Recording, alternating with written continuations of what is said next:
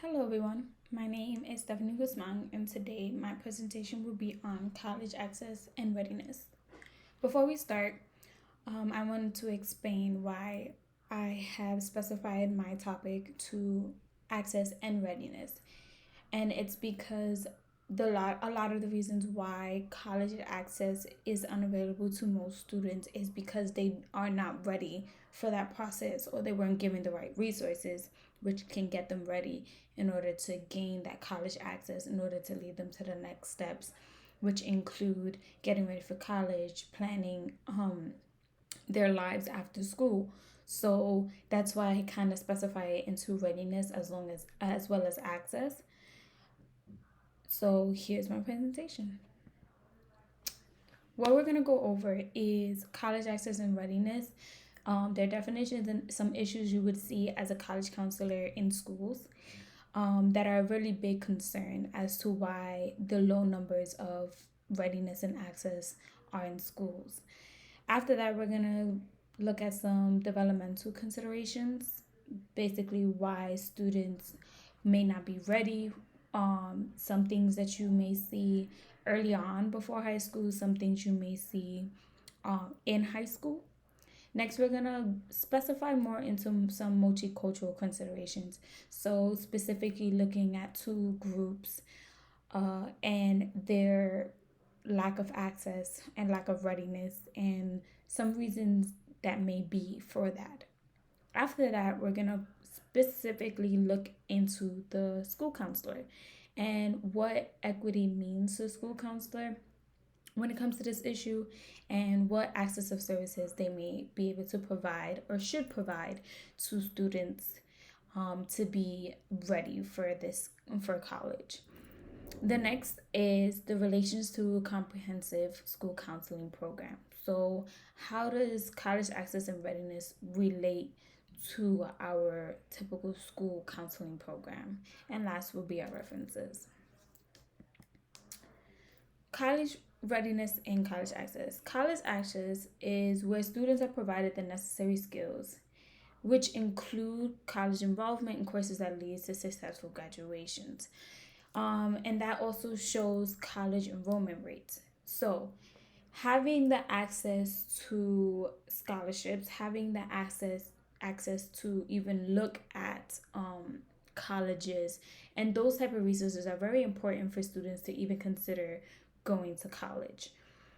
And the reason is because most students don't have the background in which they may have someone to help them with that.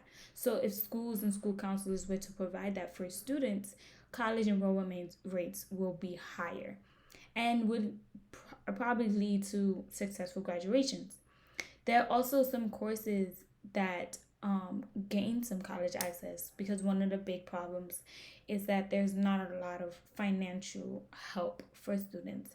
So, such as AP courses, that's very important for students to have, which is part of college access because they may gain some college credit through those courses.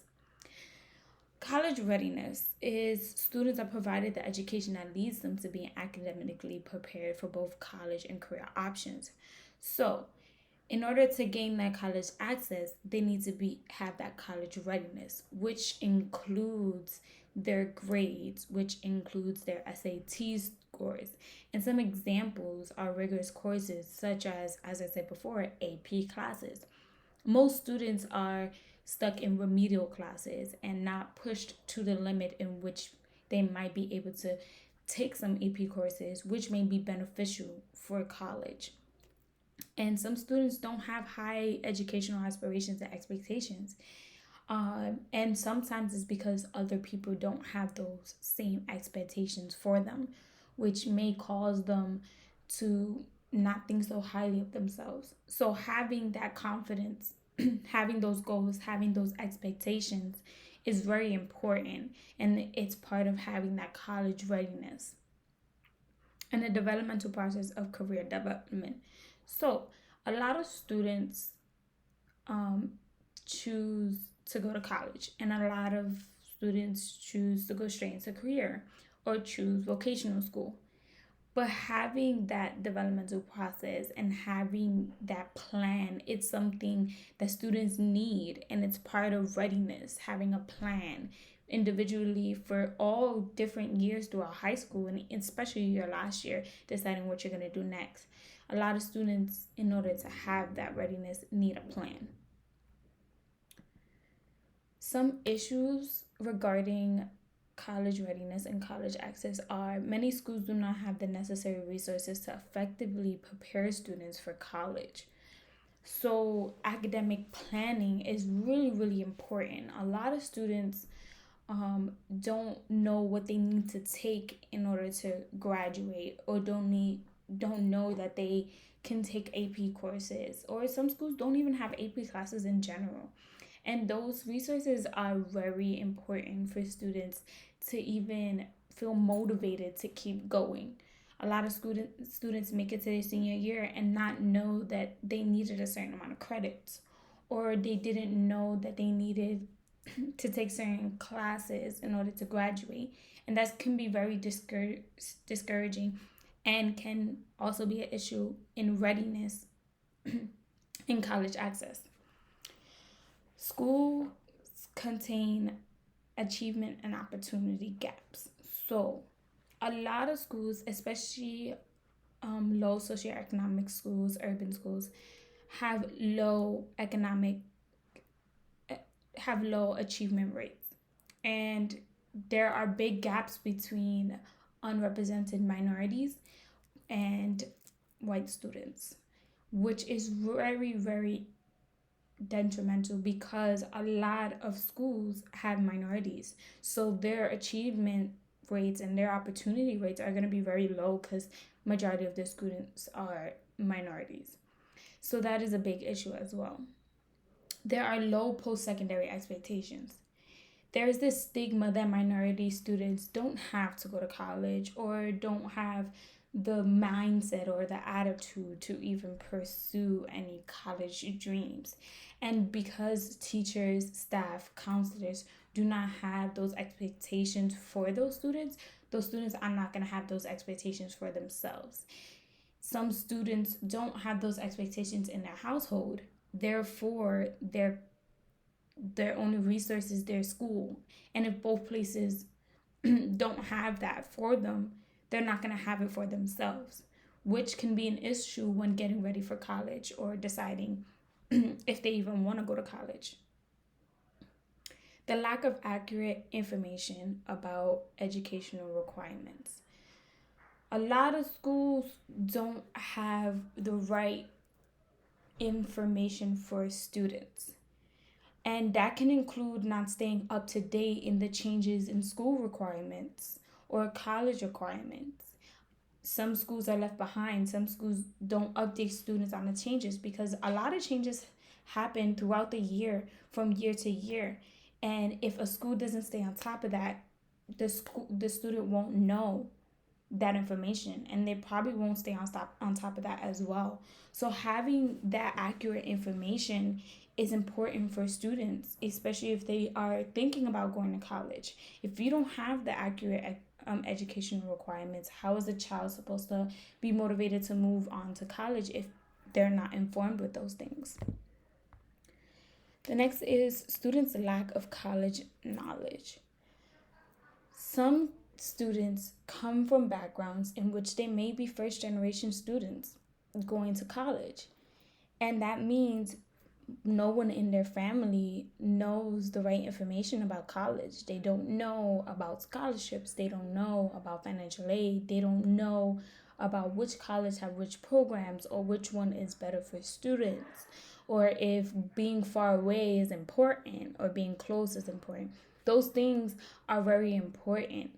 And if a school doesn't provide that for a student, they most likely not going to be getting it anywhere else. And when it's time to apply to college, it becomes very frustrating when they don't know that information, and they may lose the motivation to actually apply for college.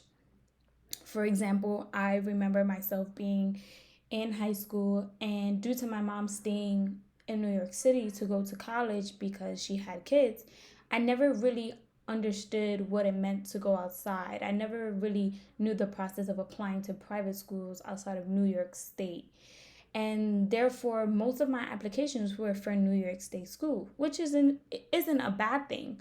But even that application process was very hard for me because my mom hadn't done it for a very long time, so she didn't really know what I needed, why I needed it, and so it was very hard for the both of us.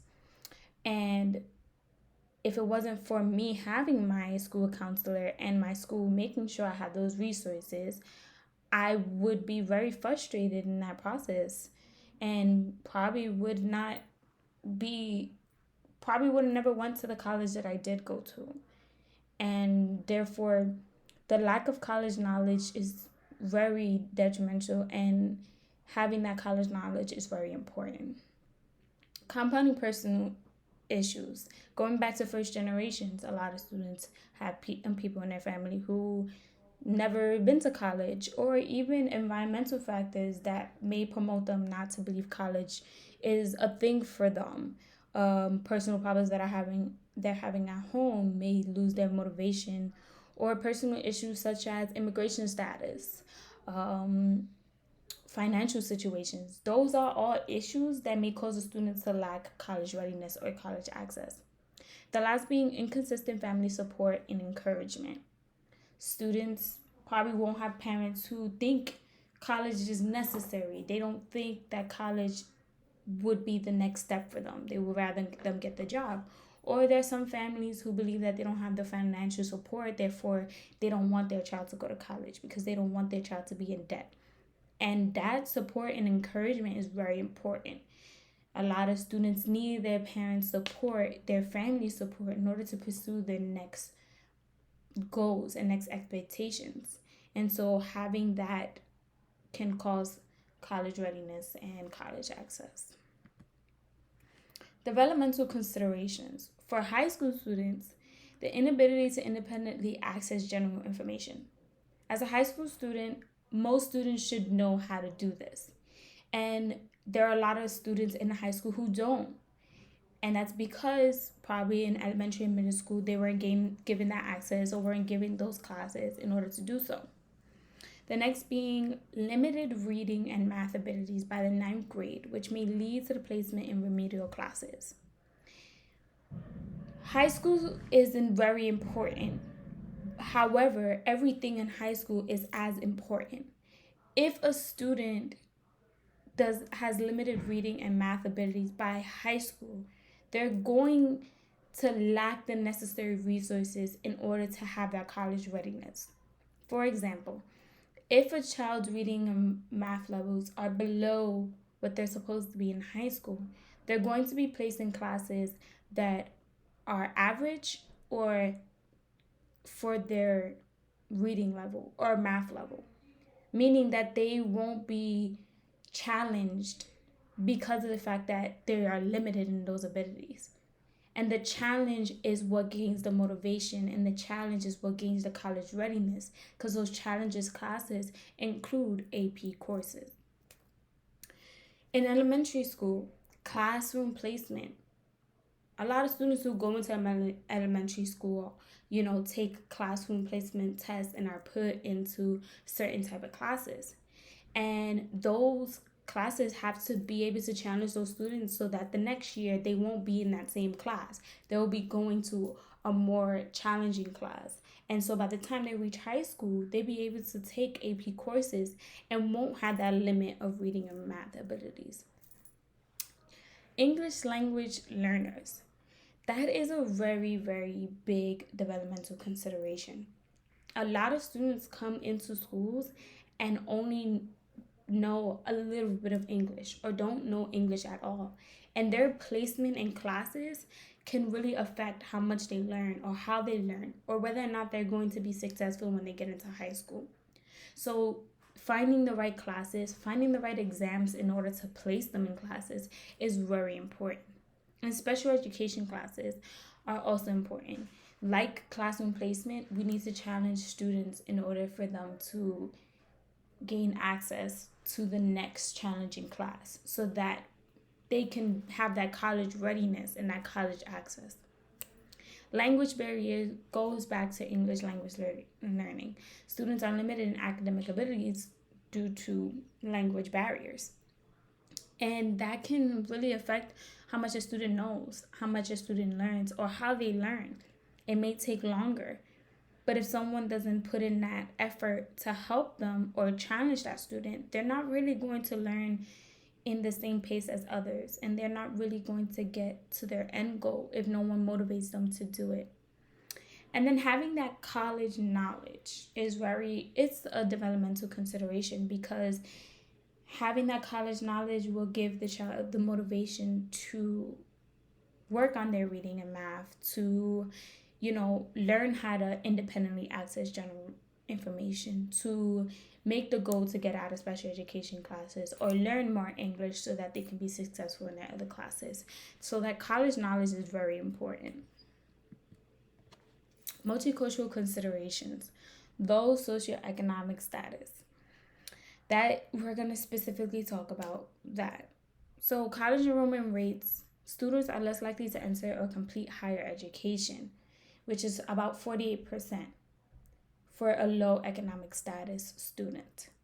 Students are less likely to apply to college when they come from low economic status. Gap in enrollment and attainment when comparing white students and unrepresented minority students. So there's a huge gap in that enrollment, in that college enrollment, when comparing white students and minority students, which is detrimental. It's very, very bad to see that gap, because when it comes to equity, students should be given the resources so that gap can be smaller. The lack of information and inaccurate information is a potential barrier. So the reason college enrollment rates are low is because if we go back to what we were talking about of lack of information and inaccurate information, students probably by their high school career probably don't have the necessary resources or the right information, so they probably won't have the right credits in order to get into college or even enroll to college. That's why their rates are low. And limited motivation. It is very important that someone has support. It's very important to know that someone is motivated to help those students, because it helps students gain that motivation. If there's no one to support them, if there's no one to encourage them, they're not going to have the motivation to do better. They're going to think they get to slack, or that no one believes in them, so why even do the work? So they need that support, encouragement to have that motivation. And compounding personal issues. So if we go back to those personal issues, it can include increased levels of stress, experience of trauma, family responsibilities. These are very important to consider when thinking about college access and college readiness, because a lot of students may be doing good in school, but once they get home, if they're experiencing trauma at home, or if they have family responsibility, that's probably why they're not studying for an exam, or why they're not doing their homework or prepared for class the next day, because they have a lot of personal issues that may cause them not to do the same amount of progress that they're doing in school at home. So that's something to consider when trying to plan out a student academic planning, or help the student find the right resources for them for their own improvement. The next is Latinx students. So there are a lot of academic achievement barriers for Latinx students. The first being assessment standards and federal policies. So English literacy assessments are basically given to English language learners in order to figure out how much English they do know and how much they need to know. And this places them in classes that determine what they learn in the next couple of years. So it's almost like taking a Spanish test or a chemistry test, so they can figure out what Spanish class to put you in, or what chemistry class to put you in, if it's in beginners or if it's in advanced. And this is what they do with English language learners. It is very hard for an English language learner to take this assessment if they've never been around an English language speaker. So Some English language learners know how to speak it, but they may not know how to read it. They may have learned through speaking how to speak English enough to get them by, but they may not know how to read it. And that can be very detrimental in putting kids in class because they may know, but they just need help with their reading. But you probably place them in the beginner class because you think they don't know anything at all.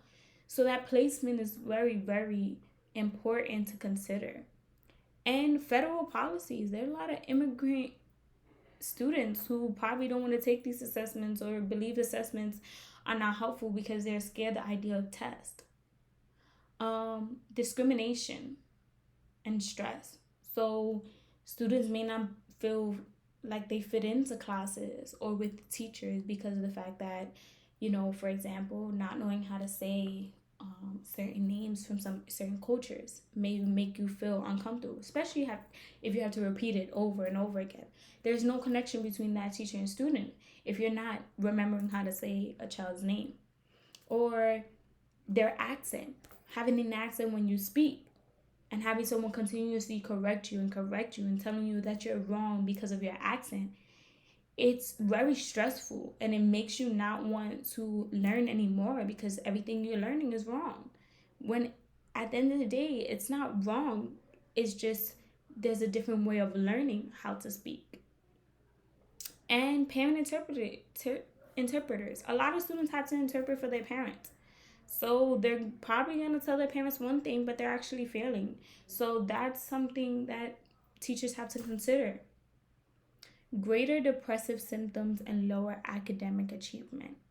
So a lot of Latinx students become very depressed because of assessment standards and federal policies, which can lower their academic achievement.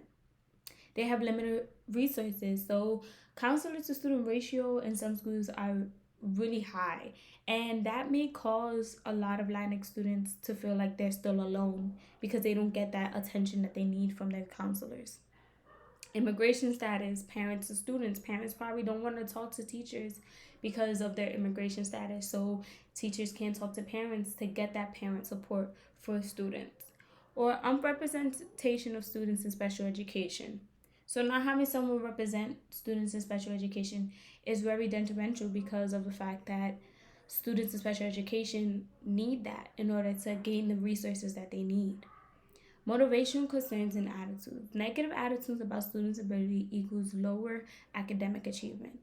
Going back to how teachers view students and their ability can cause the student to gain stress or lose motivation, and that can cause their academic achievement to lower. Roles of school counselor, equity, and access of services. Many students may need more assistance or resources in order to level the playing fields. So some students may need more resources in order to gain access to AP classes, whereas some students probably don't need as many resources. But providing those assistance and providing those resources to level that playing field is the definition of equity when it comes to a school counselor. Increasing the access of AP courses. So increasing the criteria or lowering the criteria so it can fit some students so that they can be able to access these AP courses. School counselors majority of the time must be direct services with students. Along with those services include time and academic career and college success skills. They must ensure that every student has access to advanced courses, such as AP courses, have their own academic college, social, emotional, and career plan, has access to career technology education options. School counselors should set high educational expectations, share school resources and information, engage with the student process, have post-secondary counseling and support. That's something students should have. And promote equity and opportunity through college readiness, enrollment, and degree attainment. This is very important as a school counselor in order to make sure that you promote equity and access to services and make sure all students have access to services. Relations to comprehensive school counseling program. There should be effective, it is very effective in academic college and college and a career success for students. A lot of college access and college readiness programs contain result-based college and school counseling methods, which relates to comprehensive school counseling programs. They also have the goal of closing achievement and opportunity gaps using process and perception and outcome data. And college readiness and college access, programs also contain transform school counseling skills such as advocacy, leadership, use of data of equity, teaming collaboration, systematic change. Advocacy is a very important in college readiness and college access, which is related to comprehensive school counseling programs because it's very important in those programs as well. Advocacy increases college access for unrepresented students. It maintains an individual focus on the student. And advocacy behaviors include empathy. Having empathy for students is very important. Educational disposition. Educational responsibility for all students is very, very important.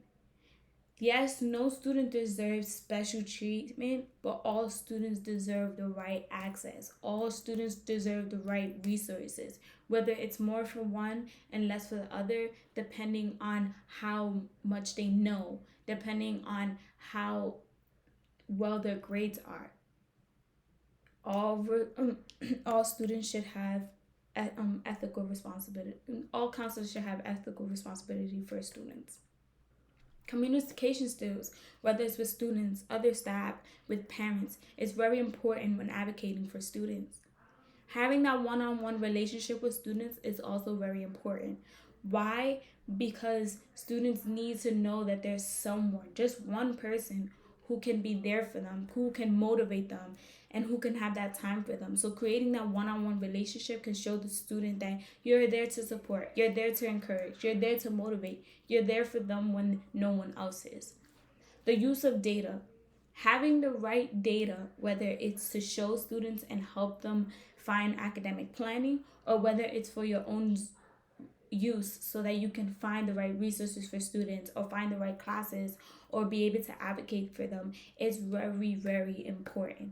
And having the accurate data, when we go back to what we talked about before, and having that accurate data is very important because of the fact that students need that and you need that in order so that you could provide it for the students. And systematic change. If you feel like your school needs a change, advocate for it because it will be beneficial for students. It really would. So if you advocate for a student, if you gave that access for that student, it's good because then there's systematic change that happens after that. So if you believe a school or even your school counseling program needs some changes, advocate for it because it will benefit unrepresented students and it can benefit minorities or immigrant students, anyone who needs that college access or readiness support. And those behaviors are some relations to comprehensive school counseling programs because it's very big to advocate, and those advocacy behaviors are very important. So this is the end of my presentation. I hope you guys learned a lot about college access and college readiness and understand the importance of having that college access. So I hope you guys got some good feedback, and I also hope you enjoyed the presentation. Thank you for joining. Bye-bye.